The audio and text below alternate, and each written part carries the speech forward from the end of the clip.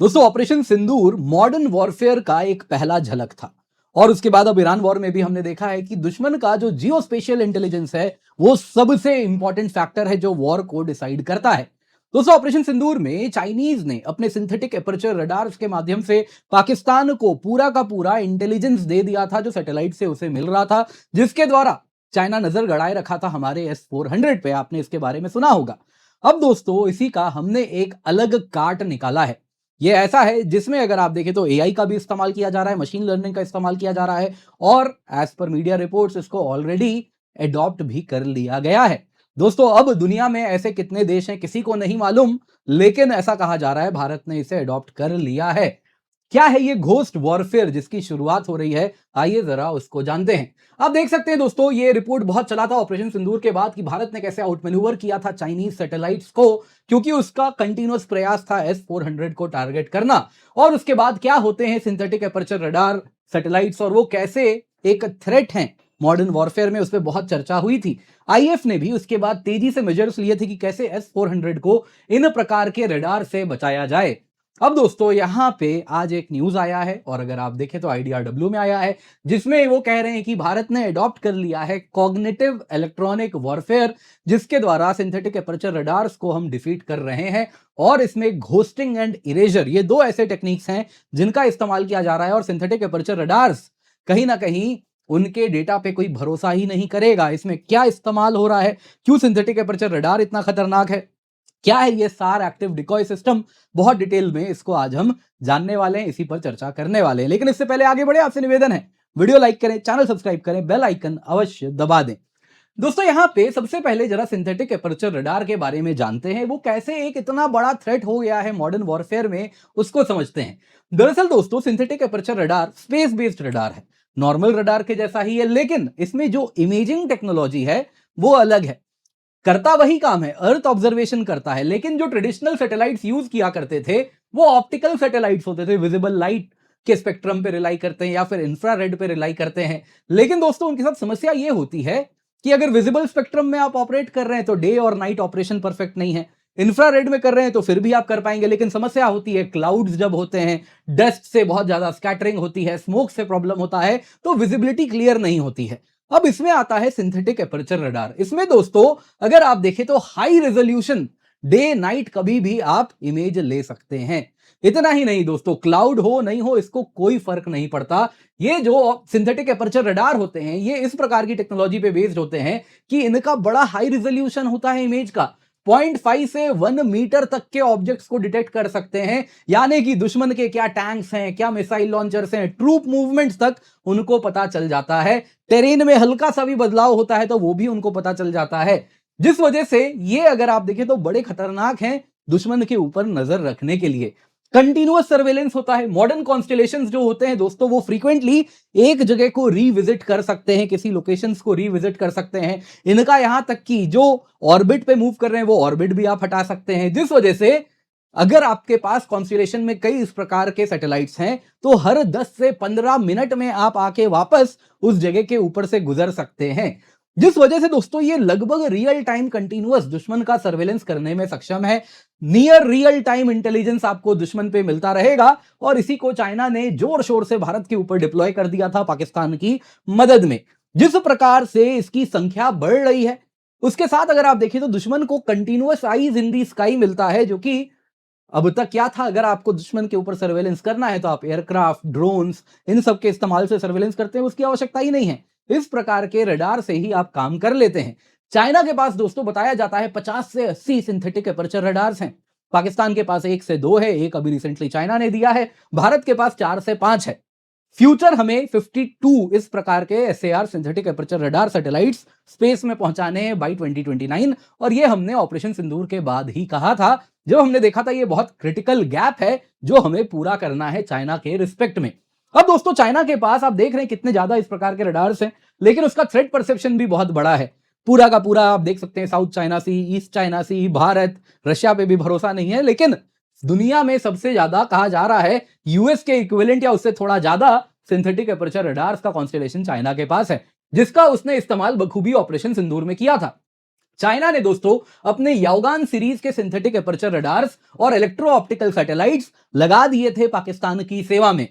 इस सीरीज में 290 सैटेलाइट्स हैं चाइना के पास, जो कि डुअल यूज प्लेटफॉर्म है। कुछ डेडिकेटेड मिलिट्री सैटेलाइट हैं, तो कुछ सिविलियन पर्पस के लिए वो इस्तेमाल करता है। डुअल पर्पस है। और इसके साथ अगर आप देखें तो बहुत बड़ा कॉन्स्टिलेशन उसने डिप्लॉय कर दिया था, ऑर्बिट्स को एडजस्ट किया था कि वो भारत के western sector, Punjab, Rajasthan, Gujarat border के ऊपर से गुजर के सैटेलाइट जाएं, ताकि आपको कंटिन्यूअस रेजोल्यूशन इमेज आता रहे और हाई वैल्यू टारगेट्स भारत ने कहां कहां पे तैनात करके रखे हैं वो सब वो मॉनिटर करता रहे।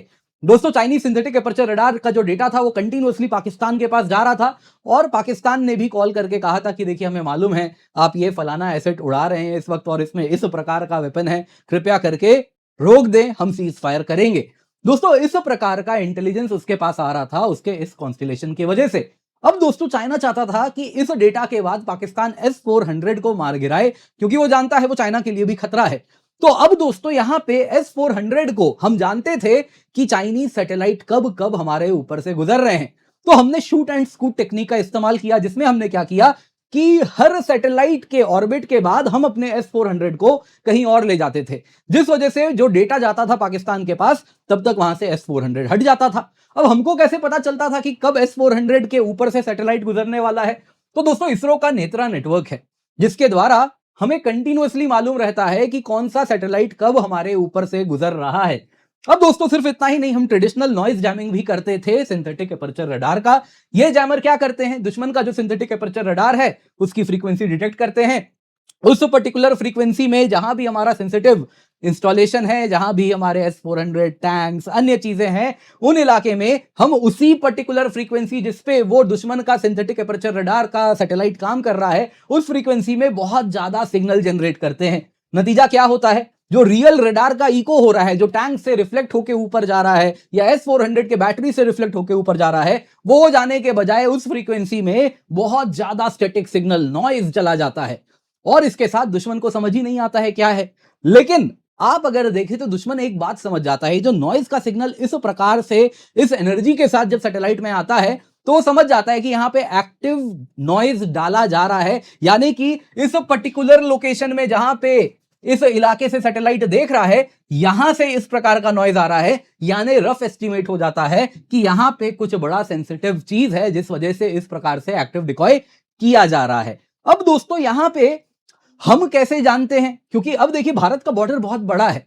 अब भले चाइना ने 100 सैटेलाइट छोड़ दिए इस इलाके में, लेकिन चाइना को तो नहीं मालूम है ना कि हमारा S-400 राजस्थान में कहां, गुजरात में कहां, कहां पे कहां तैनात है।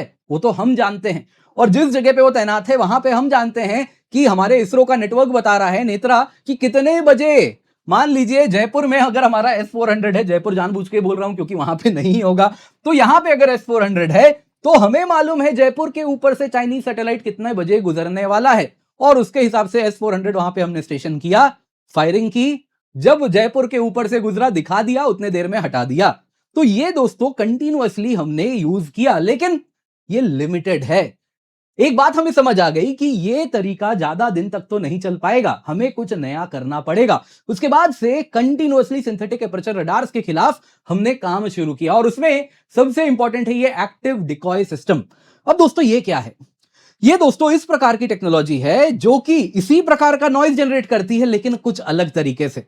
इसमें दोस्तों ये दो मोड में काम करता है। पहला मोड है घोस्टिंग, जिसमें क्या किया जाता है, फेक क्रिएट किया जाता है, घोस्ट बनाया जाता है। यानी कि डिकॉय क्या करता है दोस्तों, कंटिन्यूअसली जो सिंथेटिक एपर्चर रडार से पर्टिकुलर फ्रीक्वेंसी आ रहा है उसको सुन लेता है, और उसके बाद बड़ी स्पीड में, हाई स्पीड में digital radio frequency memory tech है, जिसके ऊपर एआई मशीन लर्निंग का इस्तेमाल होता है। इंस्टेंटली उसी पर्टिकुलर फ्रीक्वेंसी, जिस प्रकार का फ्रीक्वेंसी रिफ्लेक्ट होके जाता, उसी प्रकार का रिफ्लेक्शन वो क्रिएट करता है। अब वो रिफ्लेक्शन आप जैसा बोलिए वैसा बना देगा। आपको वहां पे S-400 दिखाना है, S-400 दिखा देगा, टैंक दिखाना है, टैंक दिखा देगा, जो बोलिए वो दिखा देगा। नतीजा एक रेगिस्तान है, जो कि यहां पे आप देख रहे हैं, ये सैटेलाइट देख रहा है, सिंथेटिक एपर्चर रडार इसको दिख रहा है, यहां पे रेगिस्तान है। लेकिन हमने क्या किया, इस प्रकार के घोस्टिंग से इसमें हम दिखा देंगे कि यहां पे S-400 की एक बैटरी तैनात है, यहां हम दिखा देंगे कि 50 टैंक्स एक साथ खड़े हैं, यहां हम दिखा देंगे हमारे आर्टिलरी ढेर सारे खड़े हैं। पाकिस्तान को चाइना ये डेटा देगा, पाकिस्तान कहेगा लग गई लॉटरी और यहां पे वो चलाएगा ढेर सारा गोला। उसके बाद जब अगला सिंथेटिक एपर्चर रडार फिर अगले राउंड में घूम के आएगा देखने, देखेगा यहां तो रेगिस्तान था, यहां तो कुछ था ही नहीं। तो इस प्रकार से दोस्तों हम क्या करते हैं इस तरीके से कि किसी भी इलाके के टेरेन को रडार के लिए बदल देते हैं और उसको जो दिखाना चाहे वो दिखा सकते हैं।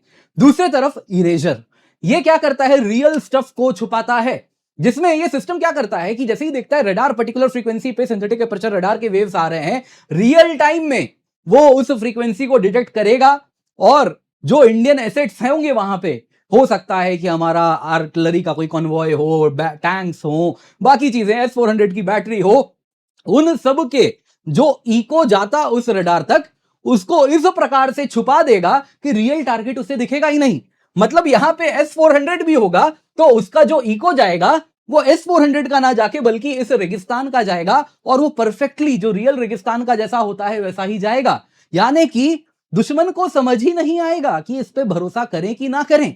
दोस्तों अब मॉडर्न सिंथेटिक एपर्चर रडार्स भी क्या हो रहे हैं, वो फ्रीक्वेंसी हॉप करते हैं, तेजी से अपनी फ्रीक्वेंसी बदलते हैं। अगर उनको लगता है कि जरा सा भी जैमिंग वगैरह हो रहा है तो इसकी खासियत क्या है, ये रियल टाइम में फ्रीक्वेंसी अगर आपका रडार बदलेगा तो ये भी बदल लेगा और बहुत कम टाइम में, कुछ मिली सेकेंड्स के लैग में ये कर लेता है। तो जिस वजह से दोस्तों दुश्मन को समझ नहीं आता क्या सच है क्या झूठ है, सिंथेटिक एपर्चर रडार के ऊपर उसका भरोसा खत्म हो जाता है और वो एक आध बार दो बार ड्रोन्स महंगे मिसाइल्स चलाएगा, फिर समझ जाएगा कि हमारे साथ यहां पे कुछ माया जाल बुना गया है। बता देता हूं दोस्तों आपको, यहां पे मैं जो बता रहा हूं वही बता रहा हूं जो पब्लिकली अवेलेबल है मीडिया में, कुछ भी सेंसिटिव कंटेंट आपको नहीं बताया जा रहा है। आगे देखते हैं। अब दोस्तों यहां पे यदि हम इस टेक्नोलॉजी की बात करें, डेफिनेटली ये टेक्नोलॉजी बहुत एडवांस्ड है, लेकिन कुछ भी फुल प्रूफ नहीं होता। दोस्तों एक्सट्रीमली हाई पावर रिक्वायरमेंट है। आप देख रहे हैं मीलों ऊपर वो सैटेलाइट है, उस तक इस पर्टिकुलर सिग्नल को जब भेजा जा रहा है तो उसके लिए बड़ा ये जो DRFM सिस्टम है, high power digital radio frequency memory, बहुत ज्यादा बिजली कंज्यूम करता है, एनर्जी इंटेंसिव है। तो आप इसको पूरे बॉर्डर में नहीं लगा सकते, आप लिमिटेड एरियाज में ही इसको डिप्लॉय कर सकते हैं, number 1। Number 2, synthetic aperture radar के लिए तो ये पर्टिकुलर फ्रीक्वेंसी भेज देगा, लेकिन दिन का टाइम है और आपका जो दुश्मन है वो ऑप्टिकल सैटेलाइट भी यूज कर रहा है, नॉर्मल स्पेक्ट्रम में जो ऑपरेट कर रहा है, विजिबल स्पेक्ट्रम में, तो दुश्मन उससे तो डिटेक्ट कर सकता है, तो उसके लिए भी आपको कुछ देखना पड़ेगा। तीसरा दोस्तों यहां पे अगर आप जाने तो सिंथेटिक एपर्चर रडार का मेन काम क्या है, जो स्पेस इंटेल आ रहा है ना, क्योंकि स्पेस इंटेल जो आ रहा है आपके पास तुरंत आया, आपने तुरंत एक्शन लिया। ये वॉर चल रहा है, वॉर में दोस्तों वो छूट नहीं है कि आप आराम से बैठे हुए एनालाइज कर रहे हैं, आपको क्विक एक्शन लेना होता है। तो उसमें वो जो फॉग ऑफ वॉर है उसको तेजी से बढ़ा देगा और इसके साथ दुश्मन का भरोसा खत्म हो जाएगा कि क्या सही है क्या सच है क्या झूठ है। लेकिन एक बात जाननी होगी, आप कोई भी टेक्नोलॉजी लाइए, कुछ भी परफेक्ट इनविजिबिलिटी नहीं होती। आप टेक्नोलॉजी लाएंगे वो काउंटर टेक्नोलॉजी लाएगा, उसके खिलाफ और कुछ टेक्नोलॉजी ले आएगा। दोस्तों दुनिया में एक AI आर्म्स रेस चल रहा है, सैटेलाइट्स का, डिकॉयज का। आप टेक्नोलॉजी लाइए वो काउंटर टेक्नोलॉजी डेवलप करेगा। तो बहुत जरूरी है फ्यूचर कन्फ्लिक्ट्स में, जैसे ये जो सिस्टम है ये AI मशीन लर्निंग बेस्ड है, तो इसके बदले में वो भी सैटेलाइट में अगली बार लगाएगा कि ये डिटेक्ट कर सके ये AI जनरेटेड है या नॉर्मल है वो पर्टिकुलर सिग्नल जो आ रहा है। तो कंटिन्यूअसली दोस्तों ये एक इवॉल्विंग टेक्नोलॉजी है, जो कि आप एक कदम बढ़िएगा तो वो और एक आगे कदम बढ़ना चाहेगा। तो ये रेस कंटिन्यूअसली लगी रहेगी और ये चल रही है, लेकिन अभी जो किया है ये सराहनीय कदम है। दोस्तों बिगेस्ट टेक अवे क्या है? बिगेस्ट टेक अवे ये है कि देखिए सैटेलाइट बेस्ड वॉरफेयर अब दुनिया उस तरफ मूव कर चुकी है। दुनिया में गुड बॉय बने रहेंगे तो अब गुड बॉय का जमाना नहीं है, रूल्स बेस्ड सिस्टम नहीं है, सारे रूल अलग रखे जाएंगे। वॉर के टाइम में आप दुश्मन के लीडर को भी खत्म कर दीजिए, दुनिया कुछ नहीं कहती है, क्योंकि दुनिया वैसी ही हो चुकी है, रूल्स नहीं चल रहे। तो यहां पे आप अगर गुड बॉय बने रहेंगे, नहीं हम वेपनाइजेशन ऑफ स्पेस नहीं कर सकते, तो आप पीछे छूट जाएंगे, क्योंकि आपका दुश्मन तो कर रहा है। दोस्तों यहां पे बहुत आवश्यक है कि हम अपने इस नेत्रा नेटवर्क को मजबूत करें, जिसके द्वारा भारत के ऊपर से जो स्पेस में भी सैटेलाइट्स गुजर रहे हैं, हमें हर मिनट हर सेकंड पता रहे कौन सा सैटेलाइट कब गुजर रहा है और कब गुजरने वाला है, उसका ऑर्बिट कैसा है। उसके बाद क्या कीजिएगा, एनिमी सैटेलाइट ट्रैक करके हाथ पे हाथ धर के तो नहीं बैठना है, कुछ एक्शन भी लेना है। चाइना ने इतने सैटेलाइट भारत के ऊपर से उड़ाए, अब स्पेस है, कोई एयर स्पेस तो है नहीं कि हम बोलिए हमारा एयर स्पेस वायलेशन हो रहा है, स्पेस तो कॉमन है, लेकिन आप मिलिट्री यूज कर रहे हैं, आप दुश्मन की मदद कर रहे हैं। तो हमारे पास जब ये नॉलेज है ऊपर से सैटेलाइट गुजर रहा है, तो counter anti satellite technology, anti satellite weapons बनाने ही होंगे। और इसमें दोस्तों लेजर बेस्ड एसैट टेक सबसे ज्यादा हमें अडॉप्ट करना पड़ेगा। डैजलिंग किया जाता है दोस्तों। क्या होता है बेसिकली, ग्राउंड बेस्ड कुछ लेजर्स रहते हैं, दुश्मन के सैटेलाइट पे इतने हाई फ्रीक्वेंसी में वो लेजर जब उस पर पड़ता है तो उसका जो ऑप्टिकल सेंसर है, इंफ्रारेड सेंसर है, उसको कुछ देर के लिए कुछ नहीं दिखता है, इनविजिबल हो जाता है। तो ये चाइना ने ऑलरेडी डिप्लॉय किया है, तो जरूरी है वो हम भी यूज करें। और वॉर के टाइम फिर कुछ नहीं है, अगर आप हमारे ऊपर से गुजर रहे हैं और हमें लगता है आप दुश्मन की मदद कर रहे हैं तो हम डैजलिंग करेंगे। वैसे ही दोस्तों दूसरा क्या होता है कि आप इस प्रकार का high frequency high energy laser छोड़ते हैं कि वो उसका camera, solar panel, thermal control, इन सबको डैमेज कर देता है। लेकिन इसमें हाई एनर्जी लेजर चाहिए, लेकिन हमारी करंट लेजर टेक्नोलॉजी हमें डैजलिंग करने देगी। जहां तक बात है डैमेज कर देना सेंसर, उसके लिए और ज्यादा हाई एनर्जी चाहिए। तीसरा है दोस्तों स्ट्रक्चरल डैमेज। जब आप 3 मेगावाट तक का भी लेजर अगर बना दिए ग्राउंड से और उसको लॉक करके दुश्मन के सैटेलाइट पे मारेंगे तो एंटीना वगैरह पिघल जाता है, जो सैटेलाइट का हल है वो बिगड़ जाता है और वो सैटेलाइट हमेशा के लिए नष्ट हो जाता है। आप दुश्मन का एक सिंथेटिक एपर्चर रडार ऐसा डिस्ट्रॉय कर दीजिए, दूसरा वो मदद करने के पहले 2 बार सोचेगा। रशिया ने भी कहा था ना, स्टारलिंक यदि रशिया के ऊपर आया तो मैं सारा का सारा स्टारलिंक नष्ट कर दूंगा। इलॉन मस्क ने कहा साहब कोई मदद रशिया के जमीन के ऊपर स्टारलिंक की यूक्रेन को नहीं दी जाएगी। तो बहुत जरूरी है, हमें इस तरफ आगे बढ़ना होगा। Future space based satellite laser का भी है।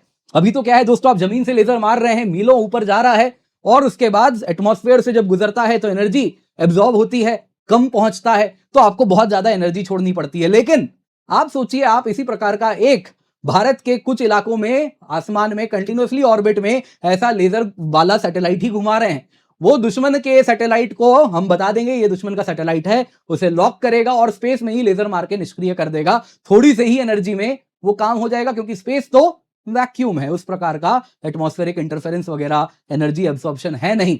तो ये टेक्नोलॉजी के तरफ तो आगे बढ़ना पड़ेगा। आप गुड बॉय बन के रहेंगे और ऐसी टेक्नोलॉजी को नहीं लाएंगे कि नहीं स्पेस में लेजर कैसे लेके जाएं, है ना, ये तो गलत है, रूल्स का वायलेशन है। देखिए दुश्मन तो वो करने वाला है, क्योंकि दुनिया जिस तरफ जा रही है वो बड़ा क्लियर है, जिसकी लाठी उसकी भैंस। दोस्तों उम्मीद करता हूं वीडियो पसंद आई होगी। बाकी आपको याद दिलाना चाहूंगा, बस कुछ घंटे बचे हैं, 16,999 रुपए में आपके लिए सब्सक्रिप्शन लाए हैं। ये तब है जब आप कोड KC10 यूज कर रहे हैं। जल्दी से जाएं, जाके जुड़े, फ्लैट 60% ऑफ है दोस्तों, इसका फायदा आप अवश्य उठा लें। बाकी यदि आप 3 साल की सब्सक्रिप्शन लेते हैं तो इस वक्त आपको मिल रहा है मात्र 28,999 में on using the code KC10। तो आप जरूर जुड़े। कैसे आप ये सब्सक्रिप्शन ले सकते हैं, डिस्क्रिप्शन बॉक्स में आपको पहला लिंक दिख रहा है, ये वाला unacademy.com/goal/UPSC सिविल, उसके आगे डॉट डॉट डॉट दिख रहा है, उस पर जाके क्लिक कीजिए। जैसे ही आप क्लिक करेंगे आपके समक्ष ये पेज आ जाएगा। इस पेज में कीमत बढ़ी हुई दिखेगी, तो आपको क्या करना है, यहां पे रेफरल कोड डालना है KC10, स्मॉल में कैपिटल में जैसे लिखना है लिख दीजिए, KC10 कोड डालिए, कीमत सीधे की सीधी गिरेगी 60%। और दोस्तों आपको ये लिमिटेड पीरियड ऑफर है, 16,999 रुपए में 1 साल की सब्सक्रिप्शन मिलेगी, 3 साल की सब्सक्रिप्शन आपको मिलेगी 28,999 रुपए में। तो आप इसे बिल्कुल भी मिस नहीं कर सकते। जी हाँ, क्वालिटी कोर्स है, क्योंकि इस कोर्स से ही हमारा रैंक 1 आप देख सकते हैं इंग्लिश मीडियम में आया, रैंक 20 हिंदी मीडियम में आया है। तो ये विद्यार्थी जो हमारे हैं, इन्होंने इसी कोर्स के द्वारा जो हम पढ़ा रहे हैं उसी से ये एग्जाम क्लियर किया है, तो आप भी उसका हिस्सा बन सकते हैं। Make sure use the code KC10। बहुत सारे नए बैचेस आपके लिए हम लेकर के आए हैं, जो कि नए अभी स्टार्ट होने वाले हैं, जो कि आपका कंप्लीट कोर्स कवर कराएंगे। तो आप जरूर जुड़ जाएं। डिस्क्रिप्शन बॉक्स में आपको लिंक मिल रहा है, यूज द कोड KC10 ताकि आपको मैक्सिमम डिस्काउंट मिल जाए।